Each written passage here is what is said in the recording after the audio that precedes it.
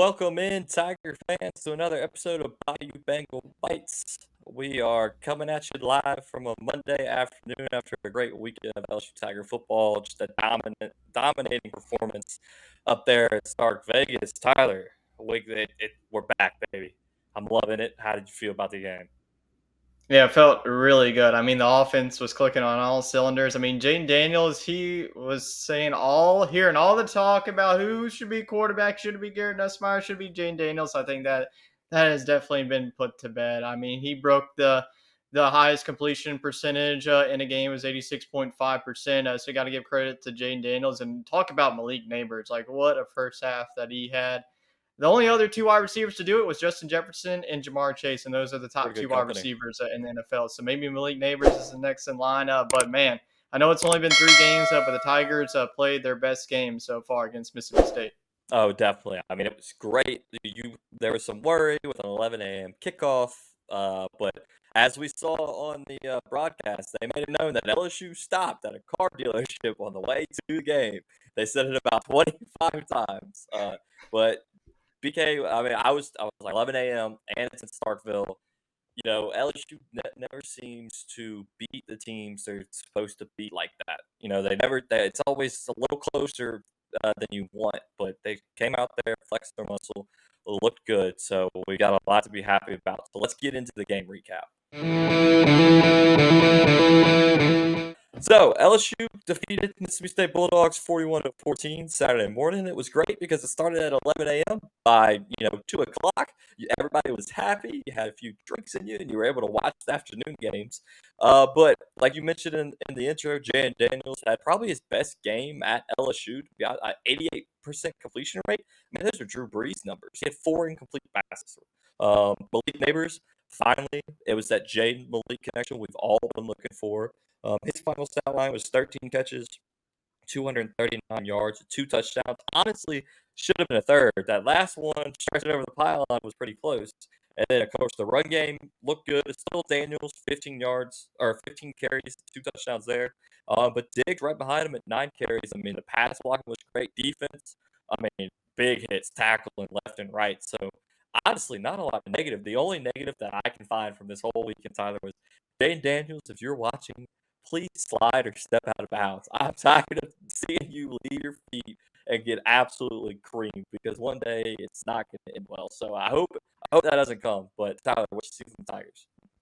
They listened to me. I mean, I talked about it last week on last week's show that I wanted them to wake up at 11 a.m. And boy, did they. I mean, this was over by the halftime. I was feeling pretty good, scoring 28 points in the first half. The offense, like I said, we talked about it.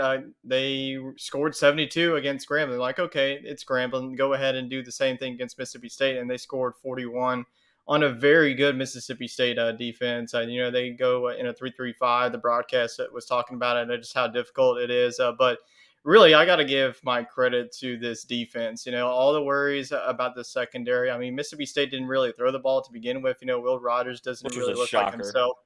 Yeah, going Shocker. from the air raid. Yeah, going from the air raid now to a heavy run game. Outside of that big Jaquavius Marks run, this LSU defense. I mean, Mississippi State only had 7 yards of offense in the first half, which is just absolutely insane. So I think that this LSU defense is starting to play well, and this was even out Greg Brooks Jr. He was dealing with a family emergency. He's also going to be out for this weekend's game against Arkansas. But we saw Harold Perkins be himself. I mean, he got after Will Rogers. He created some pressure. We saw Makai Wingo get a sack or two, and then Mason Smith in the middle was being a menace. So I think we also saw Major Burns create some pressure coming off of the safety position. So I think that along with the offense, along with the defense, I think that this was clicking. And like you mentioned, the wide receivers, they were pretty good. Malik Neighbors had over 230 yards receiving, and then Brian Thomas had over 60 yards. So then in the running game, you didn't really need the running game because the passing game was just so on it. But it was nice to see John Emery back in the purple and gold. He had a little bit of Russians. Jane Daniels, gave him some passes outside of the backfield. But yeah, without Mason Taylor, it just looked like, Jane Daniels wasn't really going for any dump offs. He was going to deep shots of hitting his guy and Malik Neighbors. So that Neighbors and Daniels connection, we've been waiting for it for the first two games, and it sure seems like it's going to be happening throughout the season now. Yeah, no, I mean, they got that chemistry built up that we heard about all offseason, and I heard this, and I wanted to ask you the question. So Mason Taylor did play. He tried to go pregame, got about a little bit of an ankle injury. Honestly, he's a great player. You obviously want him on the field if he's healthy, but him not being there, I think, forced Jaden to spread the ball around a little bit. You typically see Jaden drop back, and if he doesn't see what he likes, he's got that safe dump off to Mason Taylor, which is a good route to have. But not having him in the game, I think, made him go through his progressions, maybe watch a route develop a little longer. So I think Taylor, I still think is questionable for next week. But if he's back, Tyler, do we see a different play style, play calling where Taylor maybe is spread out a little bit and not running these out routes? Maybe he's running a slant or a post or something like that.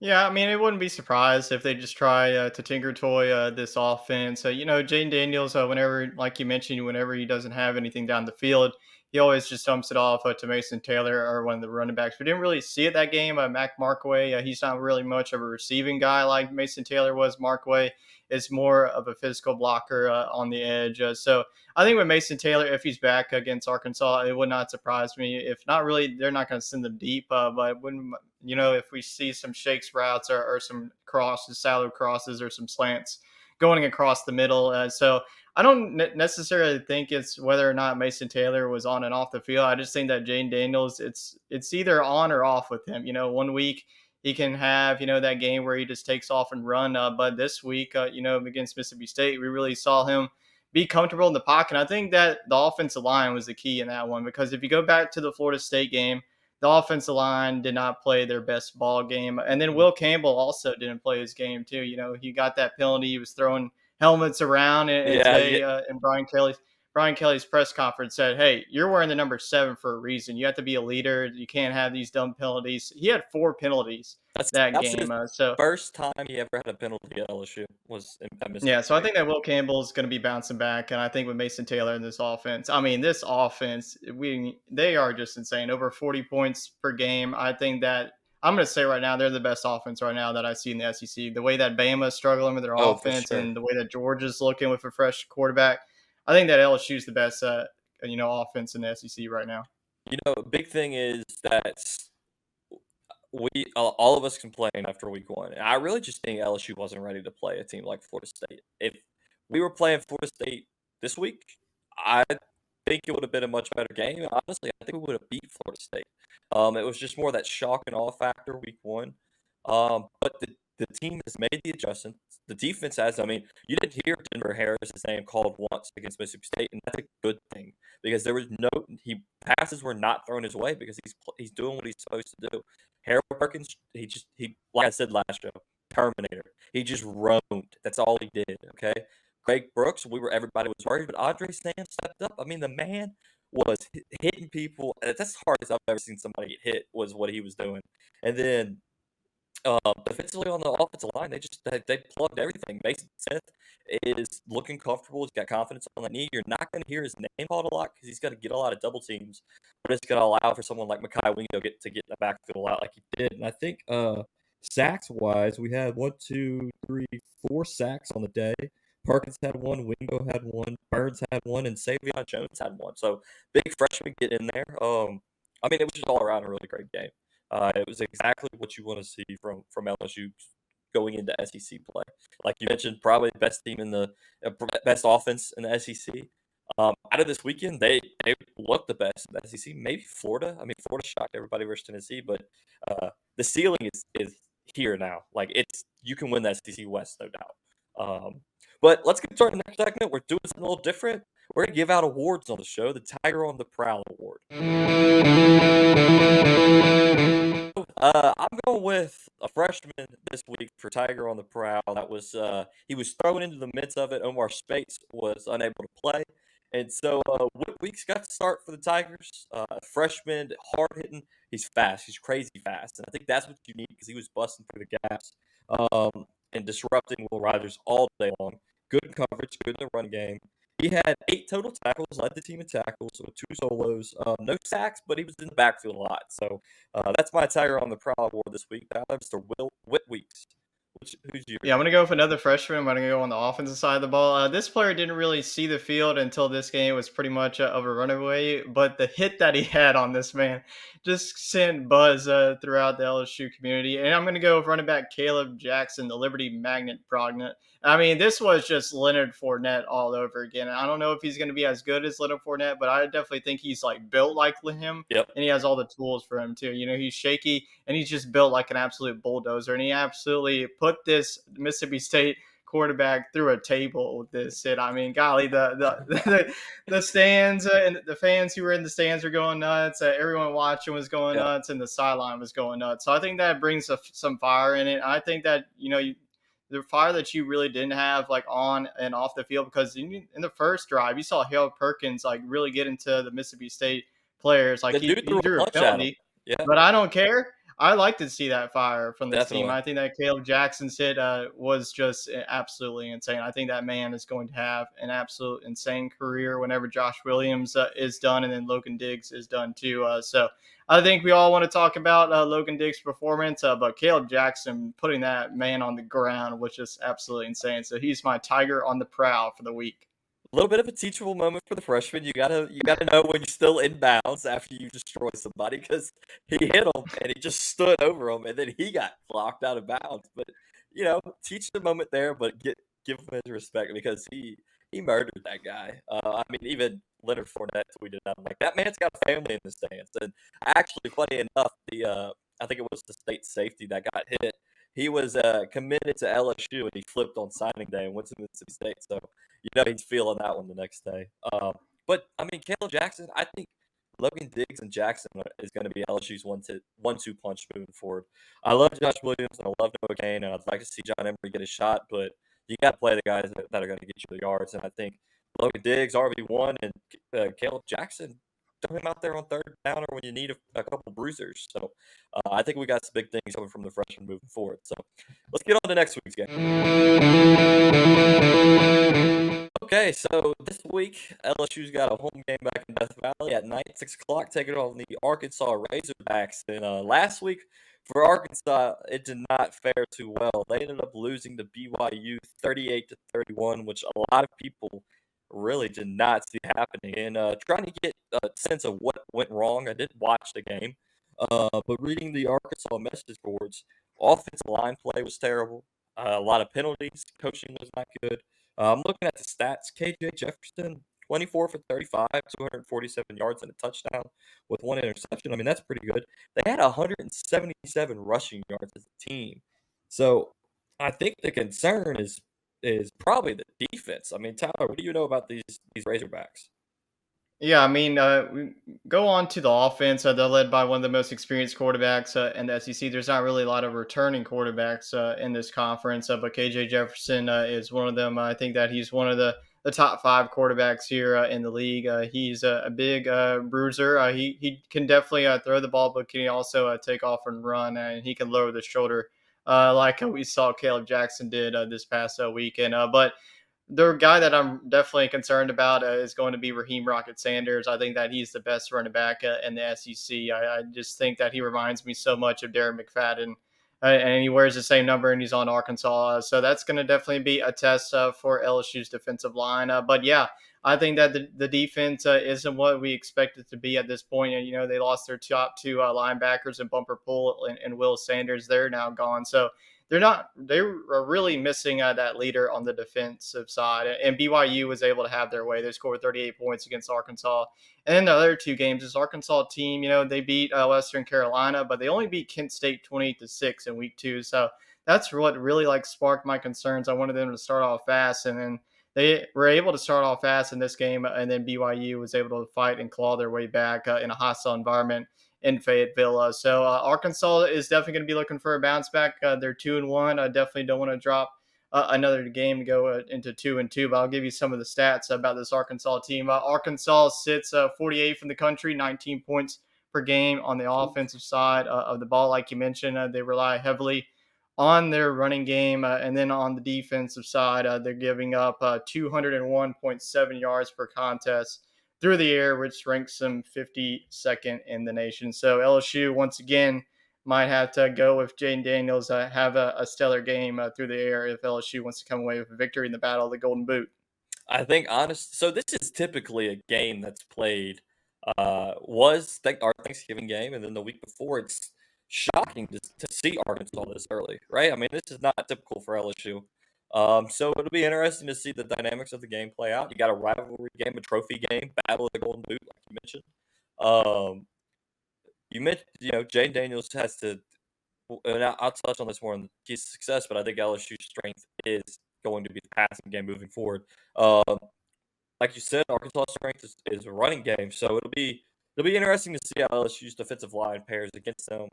And then also just BYU. I mean, how do you lose 38? Allow 38 points to BYU? I was reading they had the offensive line alone had 7 penalties. Their captain on the offensive line had 3 straight false start penalties on the final drive to pretty much cost them the game. They were in the red zone and ended up being backed out of the red zone. And I think it was a 4th and short. And instead of Sam Pittman was asked this at the press conference, he got pretty snippy with the reporter. Instead of you got KJ Jefferson, who I think he's like 6'6", like 220 pounds. I mean, he's a big dude, big burly guy. Instead of lining him up under center and just falling for the last 6 inches, they put him in the shotgun and he got hit in the backfield and he couldn't get to the final yard. So Arkansas fans not happy, but that's what you get when you root for Walmart, Arkansas. I think Sam Pittman gives me Coach O vibes, Tyler. I don't know, I don't know if he's from Arkansas, but he feels like that type of hoorah, hires the right people, and it's all coming crashing down now. What do you think? Yeah, I think the problem with this Arkansas team, we saw a little bit with Ole Miss last year. They always start off, undefeated, but now, they have one loss already. It's to a BYU team that I don't think is going to be great. They'll probably be a 8-win or 7-win team. But yeah, I think getting that loss before SEC play is really going to hurt. I thought that Arkansas, the way that the SEC West is looking up, it's looking like a wide open. Way that Texas A&M offense looking pretty good. We'll learn more about Ole Miss and Alabama this weekend, and then we learned a lot about Mississippi State going up against LSU, and then we're going to learn about if Auburn's going to be any good this season against Texas A&M going on the road. So I think that Arkansas, I thought that their offense was going to be as good as anyone. They can score. The offensive line definitely has some concerns. It's definitely going to be a challenge going up against the LSU defensive line, but this defense isn't where it needs to be, and it's definitely going to be a negative for them going up against high-powered LSU passing attack. Okay, well, let's get to our keys to success for the LSU Arkansas game. All right, keys to success for LSU to take away win number 3. For me, it's going to be stopping the Arkansas run game. They did a great job against Mississippi State, who has one of the more prolific running backs in the SEC. Limited them to, I think they had that long 50-yard run, but besides that, really limited their yardage there. So I'd like to see the defense get off and establish. I say it every week. The line of scrimmage. It's in the trenches. That's where it's going to be run. So on the defensive side of things, I think the key to success is going to be stopping that run game. On the offensive side, it's got to be replicating what you did last week. Jaden, sit in the pocket, throw the ball, just sling it. Find your guys, find Neighbors, find Thomas. I'd like to see Aaron Anderson used a little bit, a streak to Chris Hilton. We saw all of them in the game, so it was good to see that the freshmen were getting their play time. But of course, it's due. I mean, they deserve it. So, Tyler, what's your keys to success here? I think I agree with you too. I think it's going to be Arkansas's running game versus the defensive line. That was the same key that we saw for Mississippi State. We knew that Mississippi State was going to run the football, but they didn't really do a great job. LSU's defensive line was able to bog them down and create pressure. I think that they're going to have to create more pressure on KJ Jefferson. I mean, if you turn this Arkansas team into a one-dimensional, go away from the running game with Raheem Sanders. So test KJ Jefferson. Going back to last year's game, this was an absolute stinker of a game. This was 13-10. KJ Jefferson didn't even play in this one, so I think that there's going to be a little bit motivation on his side, especially since he didn't play against the Tigers last year. But Harold Perkins by himself won this game for LSU last year in that game. So LSU wasn't even able to. That was honestly one of the worst Jane Daniels games. He didn't even have 100 yards. I'm pretty sure he didn't have 100 yards passing. They relied heavily on Josh Williams in that running game. So I think that LSU is going to be motivated too. I just think that their offense is come ready to play. And this is a different environment. It's Saturday night in Death Valley. And so I think that Arkansas, if their offensive line can't really hold up, then I think it's going to be the same story that we saw last Saturday with Mississippi State. I mean, we saw that really Florida State gave you the pretty much the formula just to attack the secondary. So if Mhm. KJ Jefferson can have a nice solid passing game and limit the turnovers, but on the LSU side, create some turnovers because I think that this is an annual rivalry game. The line is at 18, which I know that we talked about That's a the lot. line being 9.5 last week, but this is a lot. This is the LSU Arkansas game is always very close, no matter where it's in Fayetteville or in Baton Rouge. So once again, I expect this game to come down to the trenches, but I think that this year Jane Daniels has to have a better game against this Arkansas pass defense that's looking a little bit suspect the first couple of weeks, especially last week against BYU. Fingers crossed that nobody has the flu. Okay, it's a little different. It's not 20 degrees and everybody's sick. That's what it was last year. I mean, they got off the bus and it was snowing. Like LSU ain't ready to play in that. I mean, and it was 11 a.m. So they were serving hot chocolate instead of Gatorade on the sidelines, right? So completely different game. Score predictions. You said it's an eight. That's an 18-point spread. That seems like a lot to me. So I'm going LSU 35, Arkansas 24. I think I'm going to go similar to that. I think LSU is going to win this game. I do think that Arkansas will be able to score. Their offensive game plan is going to be way better than Mississippi State. I don't know what's going on in Starkville with their offense coordinator and their head coach, but they're just not finding the right tools. They're just misusing Will Rogers in that system. So I think it's going to be 34-20. I think that Arkansas ends up covering the 18 just because it's a rivalry game. It's a trophy game. They're going to be wanting to take the Golden Boot back, but not this year. It's going to stay in the state of Louisiana. LSU gets the 34-20 win against the Razorbacks. Well, let's hope we're right. Unless you're betting the spread, I hope we're wrong. But no, LSU money line all the way, baby. Let's get to around town news. Okay, around town news. Tyler, you mentioned to me before the show, so I'll let you take it away.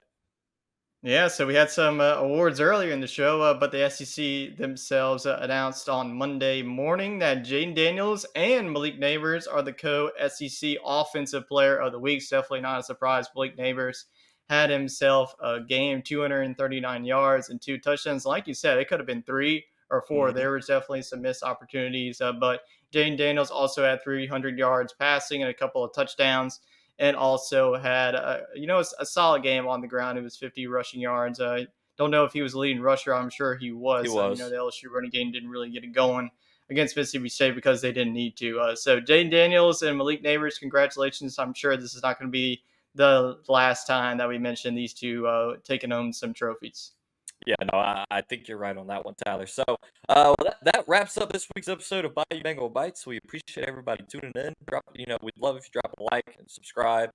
We really enjoy doing this. Last week's video really blew up, and we're hoping the viewership continues. So, let us know in the comments your score prediction. If you're betting on the spread, over under set at 55. So that one's interesting. I don't think either. I think I might have had the over. I think Tyler, you were 1 point under it. So 1 point off. That would be a yeah. bad beat. Yeah. So, but of course, we appreciate everybody watching and go Tigers.